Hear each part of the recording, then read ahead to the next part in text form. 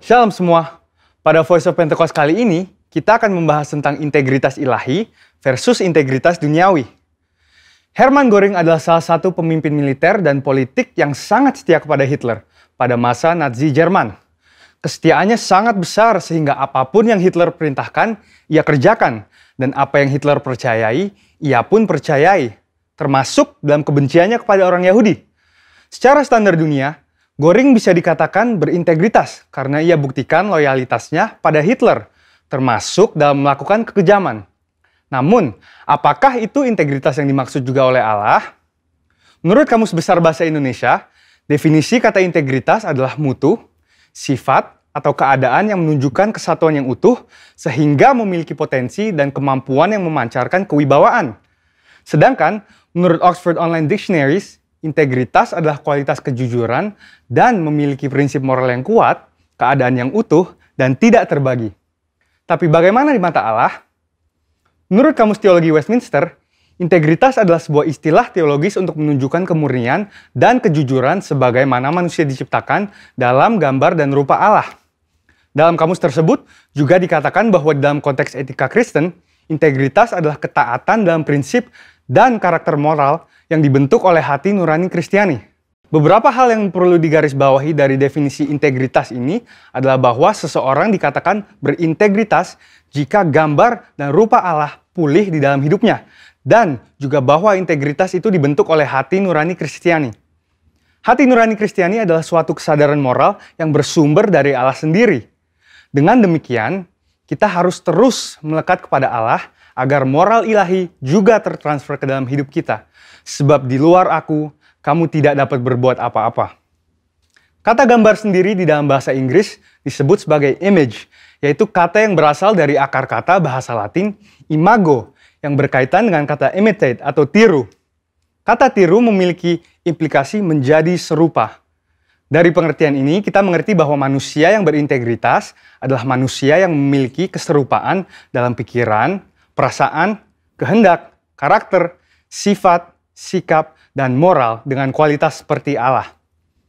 Berbicara tentang integritas ilahi, contoh terbaik di Alkitab tentang pribadi yang menunjukkan integritas ilahi yang sempurna tidak lain dan tidak bukan hanyalah Tuhan Yesus, the man of integrity. Salah satu contoh integritas ilahi yang ditunjukkan oleh Tuhan Yesus tercatat di dalam Yohanes 7 ayat 53 sampai dengan Yohanes 8 ayat 11, yaitu tentang seorang perempuan yang kedapatan berzinah dan akan dilempari batu oleh para ahli Taurat. Di Yohanes 8 ayat 7 Yesus berkata, "Barang siapa di antara kamu tidak berdosa, hendaklah ia yang pertama melemparkan batu kepada perempuan itu." Perkataan itu adalah perkataan penuh hikmat yang menghargai kehidupan si perempuan sekaligus menegur para ahli Taurat yang hafal akan hukum Musa tetapi tidak mengerti esensi hukum tersebut yang adalah kasih. Kita dapat mempelajari dua hal yang sangat penting dari integritas Tuhan Yesus. Pertama, murni. Artinya Yesus mengakui dosa si perempuan itu sesuai dengan hukum Musa. Yesus tidak membela dosa perempuan itu dengan mengatakan ia tidak bersalah, sebab jelas ia bersalah. Ada kemurnian hati nurani Yesus yang sama dengan hukum Allah yang tidak terkontaminasi dengan apapun juga. Kedua, jujur. Artinya, kualitas dalam mempraktekkan kemurnian hukum Allah dengan karakter Allah. Hukum Allah jelas menyatakan upah dosa adalah maut. Namun, karakter Allah adalah kasih. Karenanya, Tuhan Yesus mampu mengampuni kesalahan perempuan itu. Pengampunan itu pun mengalir sehingga perempuan itu dipulihkan. Pengampunan yang Yesus berikan bahkan sampai mengorbankan dirinya di atas kayu salib. Bagi perempuan itu dan bagi kita semua. Inilah karakter ilahi, yaitu kasih. Sehingga dapat disimpulkan, integritas ilahi adalah kemurnian sesuai dengan firman Allah dan kejujuran dalam mempraktekannya yang disertai dengan karakter ilahi.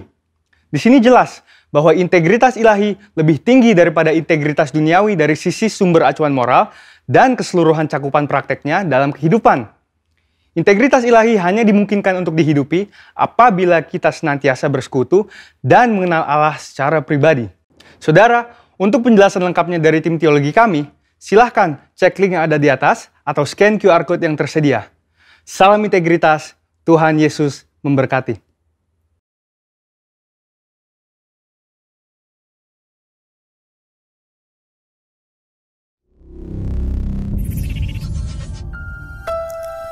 Shalom, selamat pagi Bapak Ibu Saudara yang sangat dikasihi Tuhan.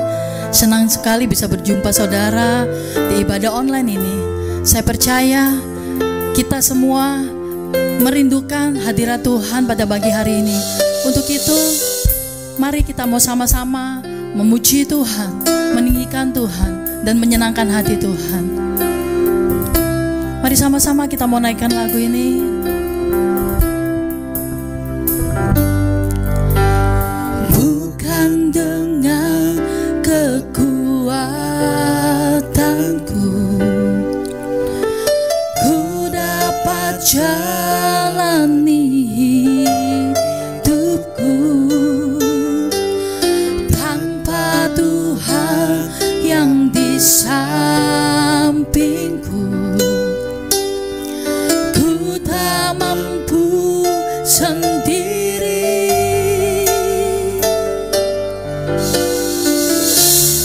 Engkaulah kuatku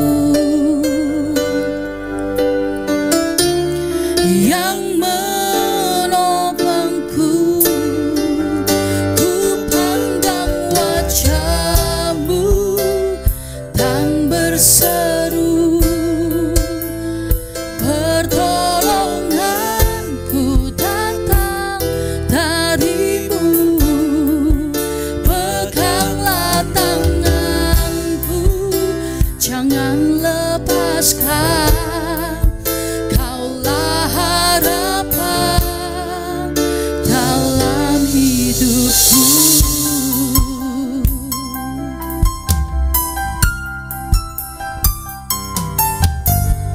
Bukan dengan kekuatanku ku dapat jalani hidupku, tanpa Tuhan yang di sampingku ku tak mampu sendiri. Engkaulah kuatku yang menopangku. Ku pandang wajah-Mu dan berseru, pertolonganku datang dari-Mu. Peganglah tanganku, jangan lepaskan. Kaulah harapan dalam hidupku. Ku pandang wajah-Mu dan berseru, pertolonganku datang dari-Mu. Peganglah tanganku, jangan lepaskan. Kaulah harapan dalam hidupku.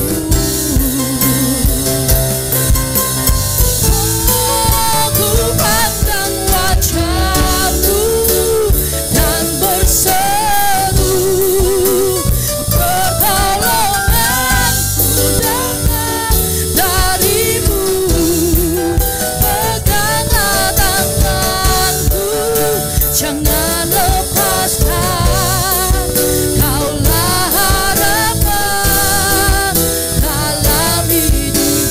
Ku pandang wajah-Mu,